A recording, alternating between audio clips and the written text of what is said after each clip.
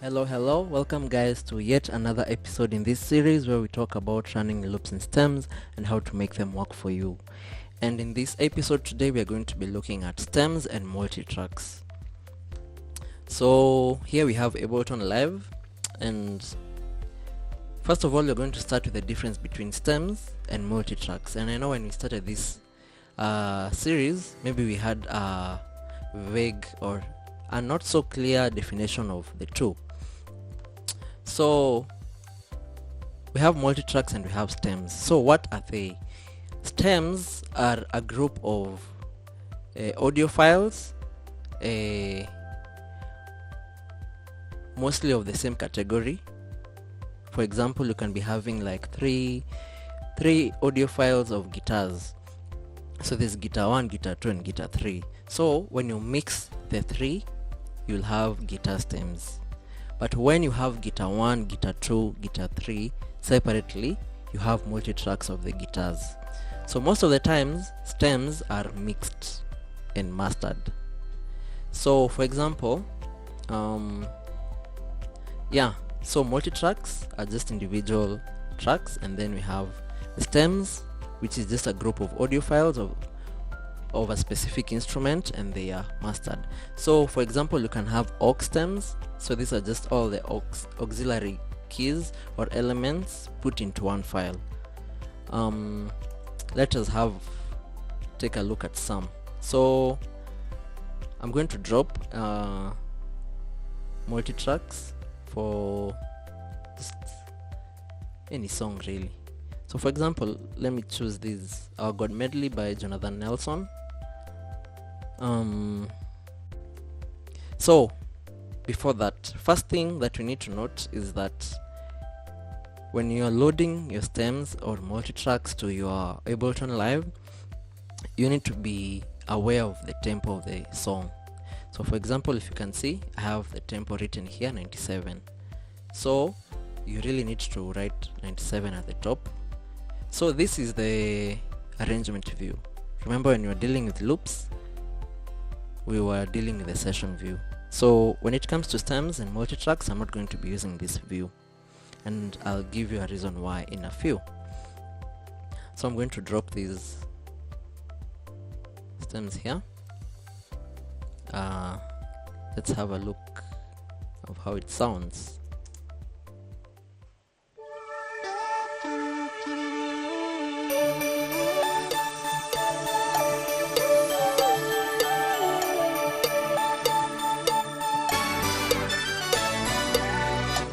So just by hearing that, you can see this is just one audio file, but it has many elements in it. So this is an aux stem. Yeah, aux stem.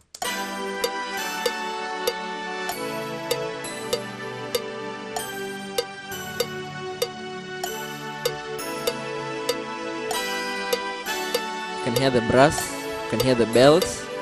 So I also have the loop stem here. Let me play it.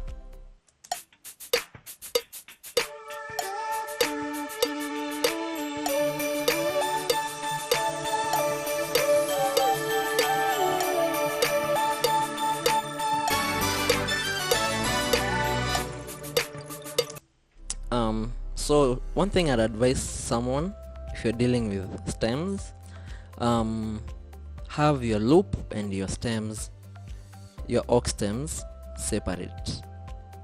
Have them separately. Like for example, I have the aux stem here and I have the loop stem. So this is because when you're in a live set, you're in a church service, you're in an event, things can go wrong, and one way you can troubleshoot if something goes wrong in between a live set is to just mute the stems first. For example, if a worship leader went off track, you want to be able to mute the track alone or the aux stems and be left with a click. So for example,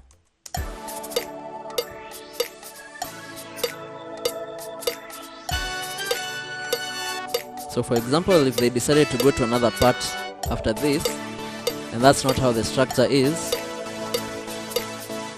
can just mute and you're left with a loop. So it gives you this kind of independence and freedom.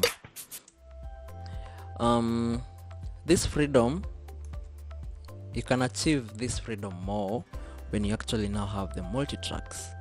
So if you had the aux stems, they were mixed. So let me load a song. So these are multi-tracks for the song. However, inside the multi-tracks we also have some stems. For example, okay, so the first one is the alto, the voice. The second is the bass, brass, click. You see, for the drums we don't have kick, we don't have tom 1, tom 2 like that. So here we have drum stems. We have the electric guitar, we have the guide, keys 1, keys 2, the loop, the organ, the piano, the soprano and the tenor. So this gives you more freedom, because for example, you see, for the other song, if you wanted to mute the bells, you can't. You just have to play with it. So when you get to a live set and the auxiliary keyboardist asks you to mute the bells because he wants to play the bells, now you don't have, so he has to play on top, or he has to find something else to play. So I don't know the tempo for this. Let me see. Intro 2, 3, 4. So something else I like to do is to come to my browser and search for the song. So this is Lord You're Good. Yeah, Israel. So I'll just search for multi-tracks because at least the tempo there is reliable. So multitracks.com is one of the places where I actually get my multi-tracks. These ones I've written on 28, so I'm just going to try that. So you saw, as I changed the tempo, the tracks were readjusting, and this is something we're going to look at as well. Intro 2, 3, 4. So as you can hear, the global click and the global and this tempo that has come with the multi-tracks, they're not aligning. So we have to fix that. So many a times you'll just find most of your stems, most of your multi-tracks, they're not aligning with the grid lines. For example, this is supposed to be here. So what I'm going to do, when you right click, you have these options. Some of these settings we've looked at them when we were talking about loops. So specifically I'm going to come here and look at the fixed grid. I'm going to look at the fixed grid and I'm going to set this to off. So this way, you see, if it's at a quarter, what happens? Let me try and move them. You see the way the grid lines are, when I try to move, it will just move them to that specific, to the next grid line, that is, you see, and you'll find you won't achieve the accuracy you want. So I'll set this to off.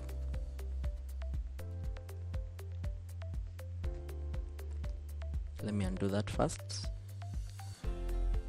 Quarter, then let me just move them here because I want space before the songs. So Control A, and then I'm just going to move these. Yeah, I'm going to zoom in more so that I have,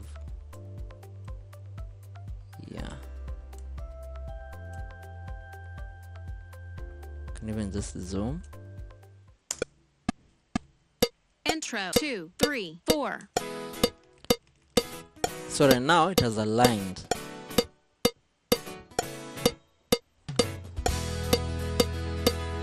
Not so much though.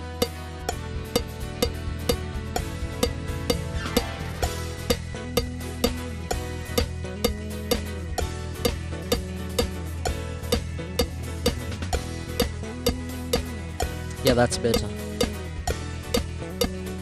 Verse 2, 3, 4. So for example, for this multi-tracks that we have the altos, we have the bass, we have the brass line. So these are the live horns. We have the click, we have the drums.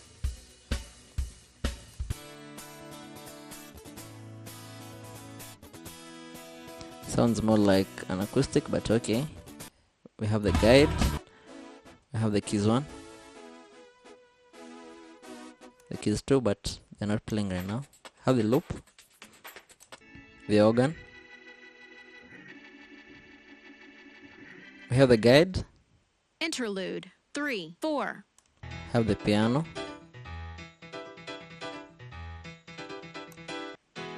we have the tenors, sopranos. So if I'm to mix these three voices, if I'm to mix them, we can have the vocal stem, but as they are multi-tracks. So this is just a slight overview of how the difference between the stems and the multi-tracks, because if you can hear the drums, they have been mixed.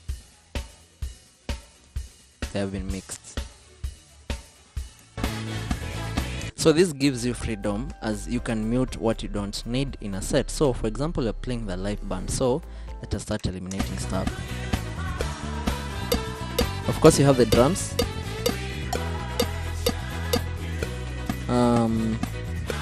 you have the bassist, you have the pianist, you have the voices, Instrumental you have an 3, 4. a lead guitarist.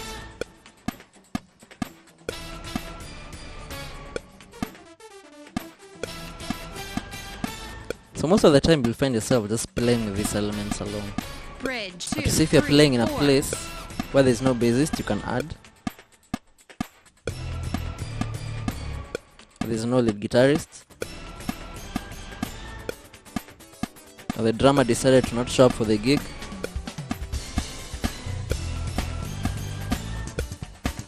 the voices or the vocalist came late for practice.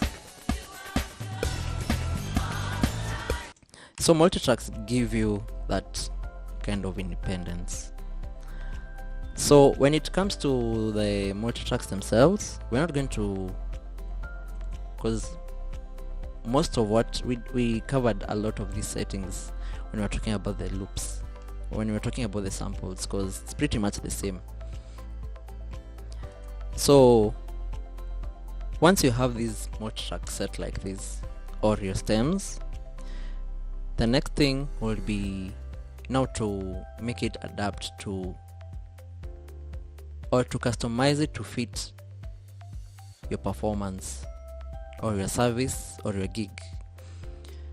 So it's advisable most of the times to have these multi-tracks and stems not warped. You see the way it is right now, just have it that way.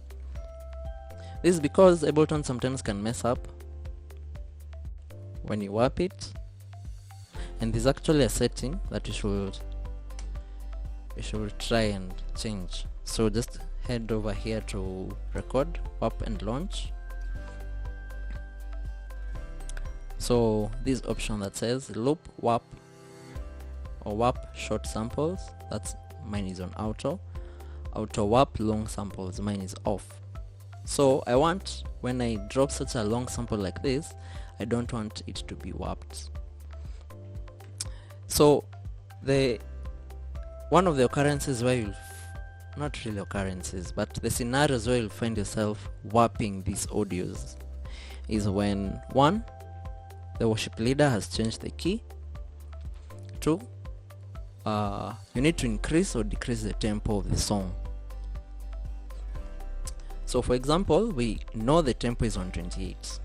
I'm going to control, select, then I'm going to double click, and then I'm going to warp all. Intro 2, 3, 4. So when it comes to changing the tempo, you'll see it will be smooth.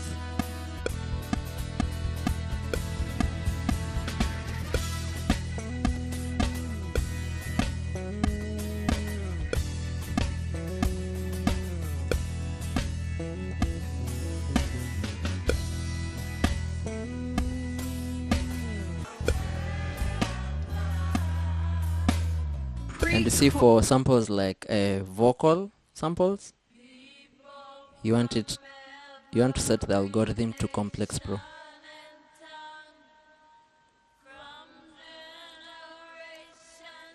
We looked at these algorithms. These are actually warping algorithms. So Complex for most instruments and Complex Pro for vocals. Especially Complex Pro, especially when you're changing the key. So let's return it back to 128. Let me show you the difference. So if I unwarp them, so when I try to change the tempo, nothing will happen. 4.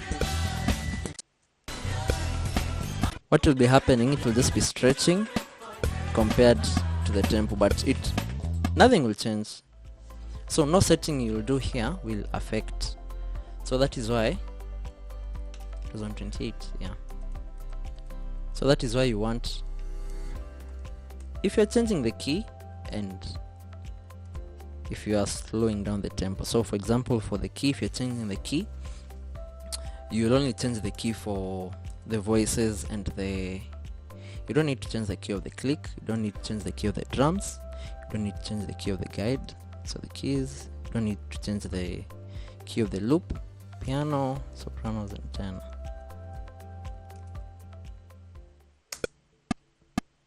Intro chorus 3, 4.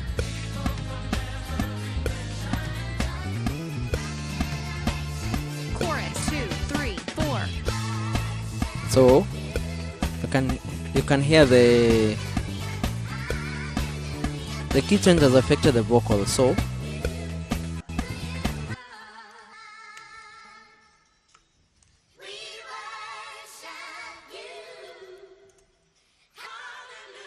you see the difference that this algorithm makes. Complex, they sound like chipmunks. Oops.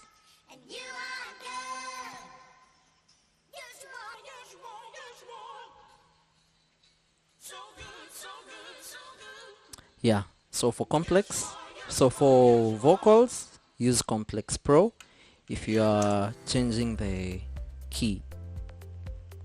And then for the instruments, just use Complex. So this thing is wide, so in the next few episodes we're going to be looking at the use of locators, because as is, yes, you can play with this stem as is. Let me just return it to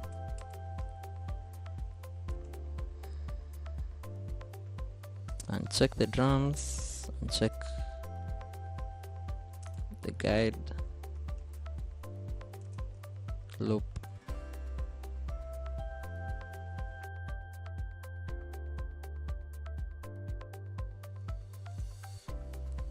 So let's take this back to the original key. Intro 2, 3, 4. So as is, you can play, but you see you're not flexible enough in case the structure changes, in case anything happens really. So Intro it will play 2, like this. 3, 4. There's nothing much you can do. If you want to skip to the chorus, there's nothing much you can do. So in the next episodes, we're going to be looking at locators and also how to structure your cues. See you in the next.